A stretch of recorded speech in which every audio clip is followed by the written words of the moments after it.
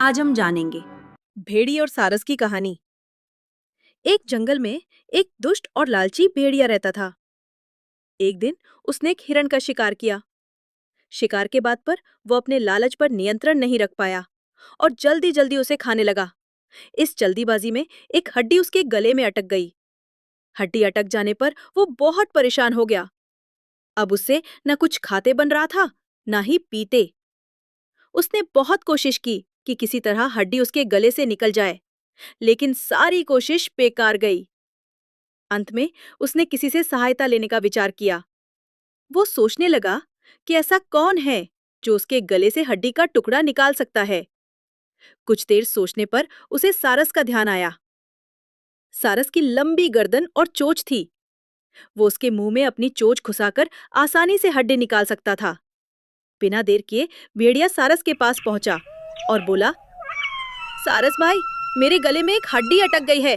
क्या तुम अपनी चोंच से वो हड्डी निकाल दोगे?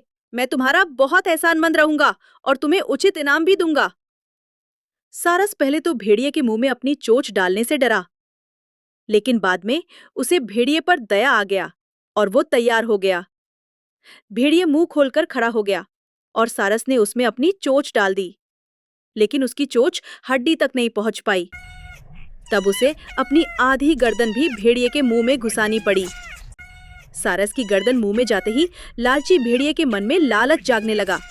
उसे सोचने लगा कि यदि मैं इसकी लजीज गर्दन को चबा पाता तो मजा आ जाता, लेकिन उस समय उसे अपने गले में फंसी हड्डी निकलवानी थी, इसलिए वो मन मारकर रह गया।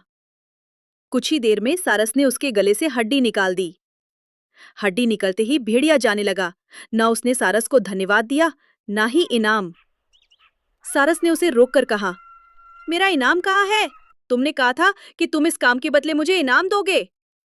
भेड़िया बोला, एक भेड़िए के मुंह में अपनी गर्दन डालकर भी तुम सही सलामत हो। क्या यह तुम्हारा इनाम नहीं है? इतना कहकर भेड़िया चला गया और सारस मुंह लटकाकर खड़ा रह गया।